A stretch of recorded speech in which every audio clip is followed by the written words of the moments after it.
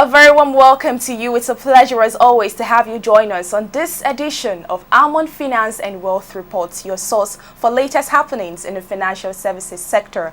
I am Jennifer Obidi-Ebube. Today on the program, we join Faith and her guest on a town hall for the continuation of their discussion on pricing as a competitive tool versus qualitative service in the insurance industry. You tell somebody, an insurance representative, how much is this building? 150 million. That's the market price. And you are insuring him for 150 million. That's a rip-off. No fire or thief will steal the land.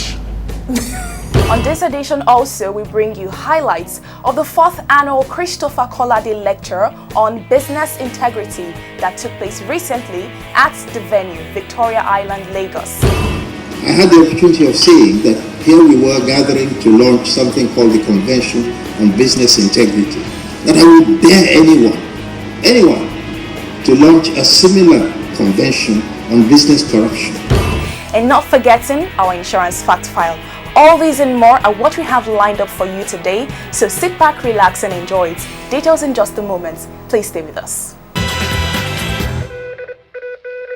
Okay, now, Prof, I'm going to ask you this question. I've had people tell me, not just one, not two, not three people, that there's nothing as rate cutting, because you journalists, you just talk and talk and talk. There's nothing as rate cutting in this insurance market, because no two insurance company can charge the same rate,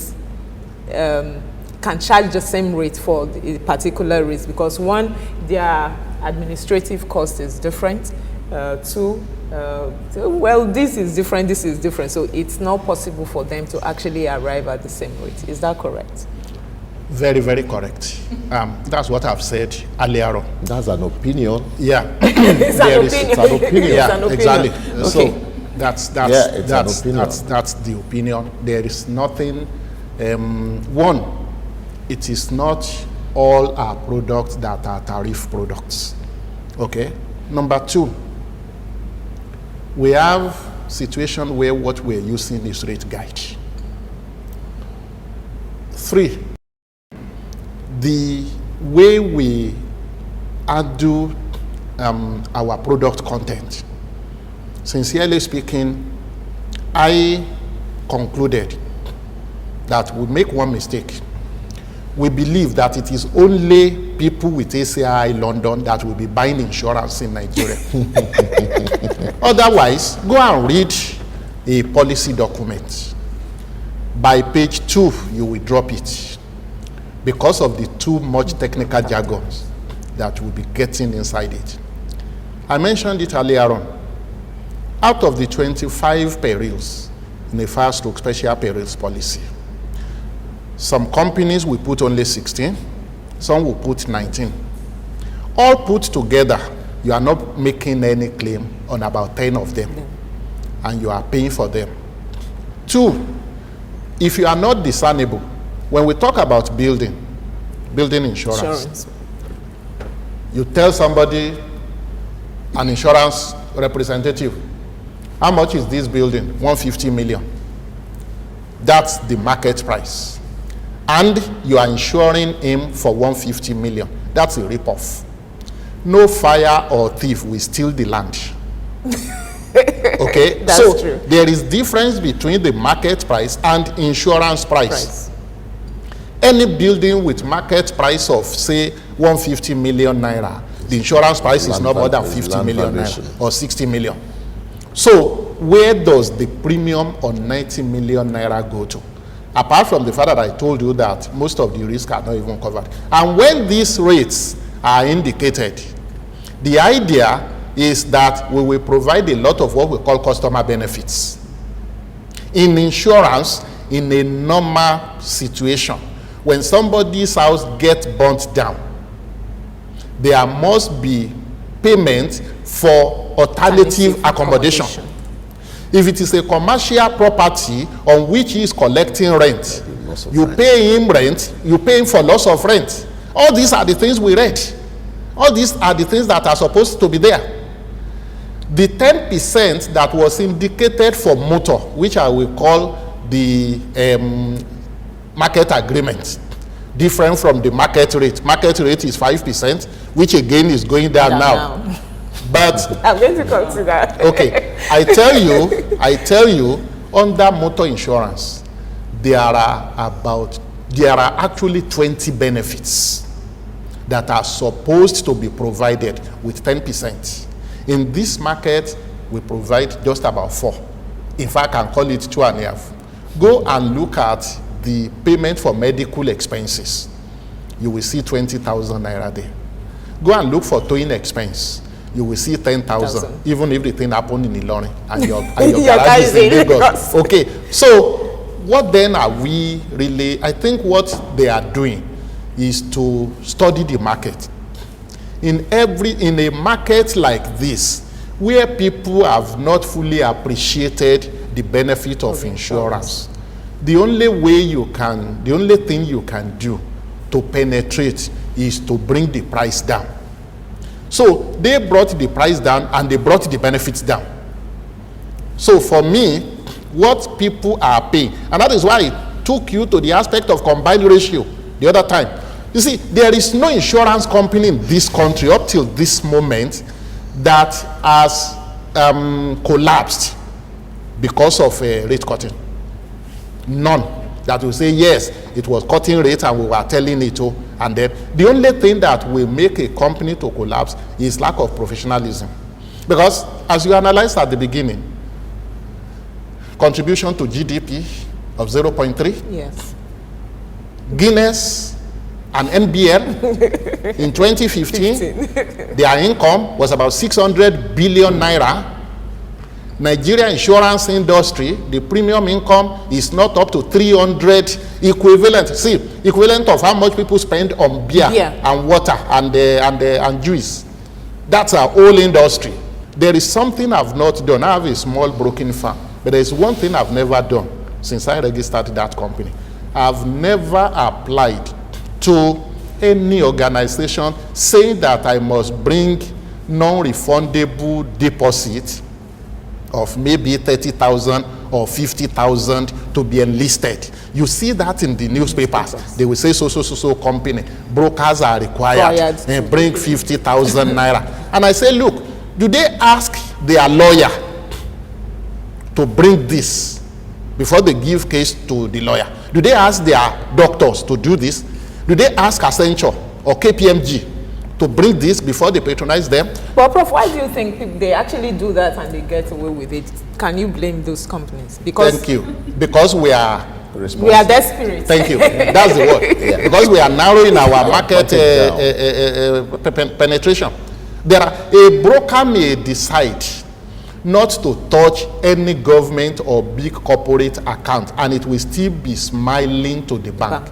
If we are ready to explore. Is that a possibility, Mr. Adenusi? It all boils down to the competitive factor that we just want to get into the account at all costs. I know that the former commissioner for insurance specifically, even sent out a memorandum saying that nobody should pay a deposit for any government, any government bid for insurance brokers or even in the insurance company. But even in that particular year, some people abided by it, some people went along with it. But even in that particular year, there were people that were saying, that's CFI's, Commissioner for Insurance, that's CFI's directive of me, I'm going to, and they did it. They paid and they got away with it. And invariably, the CFI, I think he was frustrated or constrained because he was trying to protect us. He actually went out of his way to some of the parastatals, some of the government bodies, and advocated against the payment, against the practice. But if I set out my terms in the bid, and I get even one person to respond, then I'm good. And what we find out is so many people apply, too many people apply for the insurance, and a number of times by the time you even sit down, let's say estimate, because when we go for the opening of the bid, you see so many that you have an idea of how many people are applying. You have an idea of maybe not one of them is applying for 1 slot out of 6 slots, so maybe they're applying for 3 slots, you know, to be on the conservative side. By the time you can put together all the bids to the total of the amount paid for the bid, you're like, is this not almost equivalent to their premium budget for the year? Exactly. You know, I got on one policy last year. I bidded for 2 slots. I'm sorry. I bidded for 2 slots, and by the time I got, I was appointed as a co-broker, and even based on my based on our proportion, I interpolated it to the total premium for the portfolio, and I'm like, what is this about? The total premium was like 11 million, and I'm like, oh, I could actually make this by insuring a few cars, and I didn't have to pay a bid, and I didn't have to, you know, but that's the way it goes. It's just competition and lack of professionalism. But are they really adding value? Because a situation where I want to buy a comprehensive motor insurance, and the insurance company has given me a ridiculous rate. He's still promising me GPS. He's promising me I will track the car for you if they steal the car and all of that. Sometimes I ask myself, so how do they make money? If the car is stolen, how, with all these incentives they are giving me, well, how do they settle the claim? incentives are usually supposed to be part of the cost, and whether you like it or not, is just common business practice. You pay a price and you get value. Unfortunately, the lack of details to be able to determine the right pricing is, like Uncle said, but I beg to disagree a bit that there is no rate cutting. Okay. If we define what rate cutting is, because you're not presenting your own application based on the details of your own analysis and experiences. What you're doing, you have the privilege of being on a schedule with me this year as a co-underwriter, and you've determined how much that I have charged, and you go subsequently to reduce the price. It's not based on any technical detail. I see that as simply as defining rate cutting. You understand? Yeah. If we operate in an environment where the technical details are really put to terms and then to be able to calculate the appropriate premium per risk, then that which my uncle said will rightly obtain. But where the basis of pricing is just either matching my own or beating it, I see that as rate cutting. And all of us in the industry currently now, none of us can be exonerated from it. So we don't know where we'll push that to. Let's leave that by the side. Like I was also trying to corroborate with the way forward. If we do not come out of our traditional pattern of insuring, like he rightly analyzed now, you give a blanket insurance that has embodiment of total risk that are not applicable within the environment, and you don't have any statistics to back that up. For some of us that in the underwriting now, we reduce, you know, formerly it used to look like the peril rate is a standard rate that you cannot touch. We remove the factor for earthquake. We remove the factor for landslip. How many places? Of course, if your property is here in Lagos and it's not in Onitsha, I do not expect there to be any incidents of landslip or erosion. So it affects the basis of my rating for a fire. And then even if I try to sell at a price and the broker is quick to come to me and said, reduce this rate, I look at the, yes, she is very sincere. She's very sincere. The focus of the broker is to satisfy our common clients. You understand? And of course, I'm the one carrying the risk. So I will be the one to dictate the price. So if I dictate the price now, my competitor could go low. Irrespective. On the good yes, book of the on the good book so of the broker. So irrespective of the risk detail. Professionalism is now really, I don't want to emphasize that again because it's been said over and over. is really, really being subjected to test. Nobody is doing risk analysis anymore. Everybody just ask an average marketer who is the face and contact of the insurance companies. Ask them for a price. They are quick to give you the one that is in their mouth. Tell them you want it lower because somebody is saying that they can give it low. They will tell you quickly, I'll take it. No basis. You understand? Yeah. And unfortunately, the back end, even when there's in every insurance industry today, there's always that rift between the front end and the back end. Brokers will tell that a lot of times they would have signed slips that the technical department will say no. And they are the evil ones.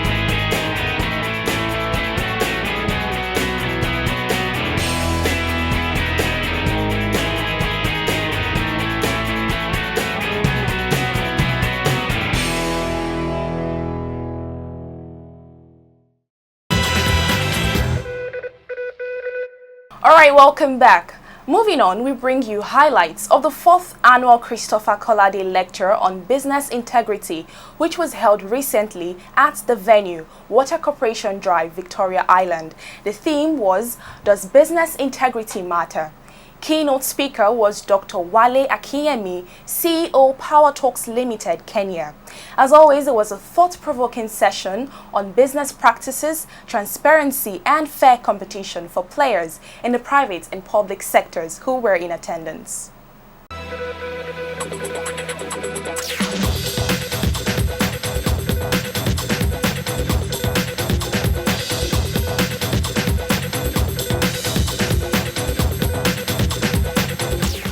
The Convention on Business Integrity, CBI, is a business membership organization established in 1997 and incorporated in 2003 with the mission of promoting ethical business practices in the public and private sectors.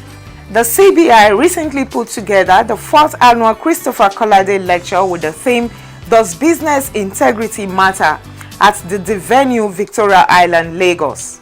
Keynote speaker was Dr. Wale Akinyemi, Chief Executive Officer, Power Talks Limited, Kenya. As expected, the business community turned out in their numbers for the lecture.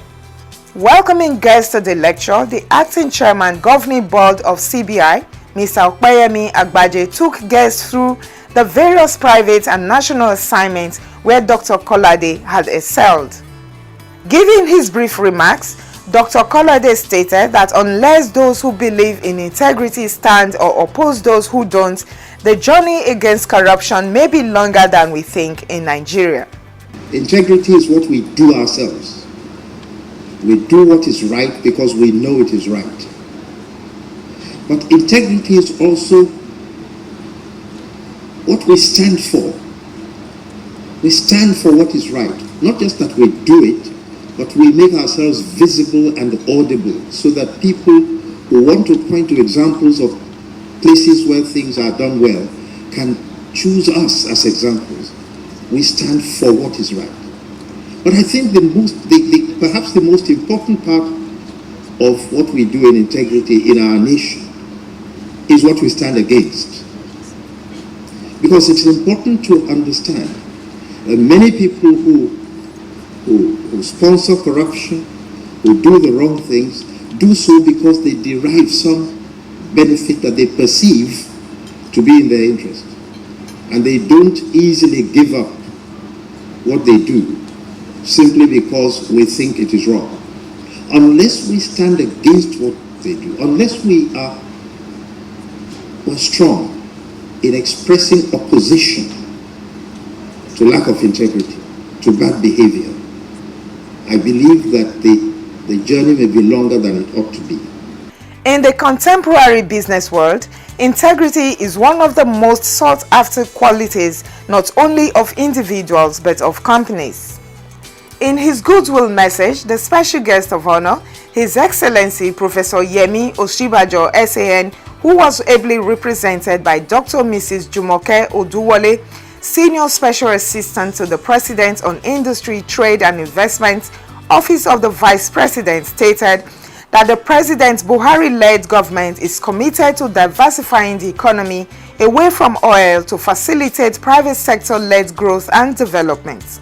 We are truly committed to diversifying the economy away from overdependence on oil and creating an enabling environment to facilitate private sector-led growth and development. We are investing in critical infrastructure, embracing and encouraging the private sector, and advocating for greater social inclusion, particularly through job creation. People often define integrity as doing the right thing even when no one else is around. Delivering the theme of the lecture, Dr. Wale Akinyemi, Chief Executive Officer, Power Talks Limited, Kenya, stated that there can be no integrity without the right structure to support it. It does appear to be the case that integrity and structure go together. Where the right structures are in place, it does not matter how bad things may look, and neither does it matter the reality of events.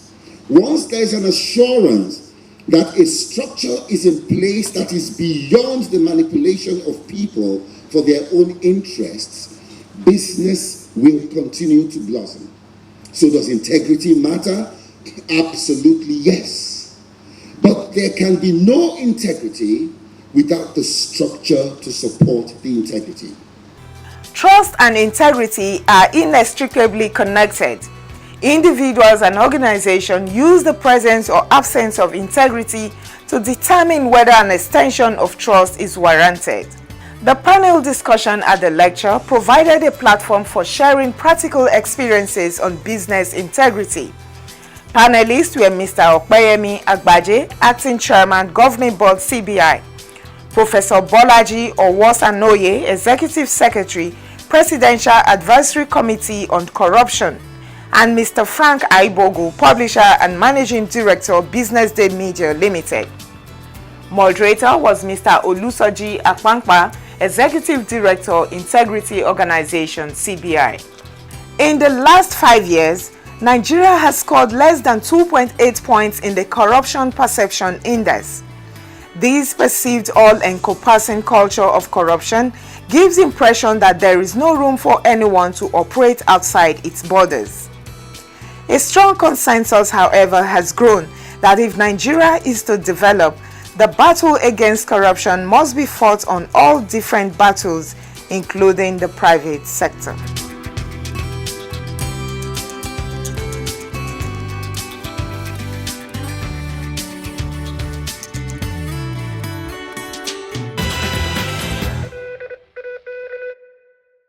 Alright, that's our time on this edition of the program. I do hope you enjoyed every bit of it. Join us again next week for a fresh package. In the meantime, do feel free to contact us for sponsorship details and other inquiries on 01-7763-981, 080-335-7879 or 090-9685-2685, or send us an email on almond4xx@yahoo.com or almondproduction@gmail.com. Visit our website, almondreports.com. Like us on our Facebook page, Almond Finance and Wealth Report, and subscribe to our YouTube channel, Almond Reports TV, to view past episodes of this program. Again, I urge you to join us every Wednesday by 9:45 a.m. live on Niger FM 102.7 for our Pidgin English program, Waiting Insurance They Do Sef. We are also available on WhatsApp on 080-335-7879, and you can follow us on Twitter at Madam Insurance. This program also airs on BCOS Television every Thursday by 6 p.m. for those in Ibadan and environs. My name is Jennifer Obidi. Until next week, same time, same station, do have a lovely week ahead. Bye-bye.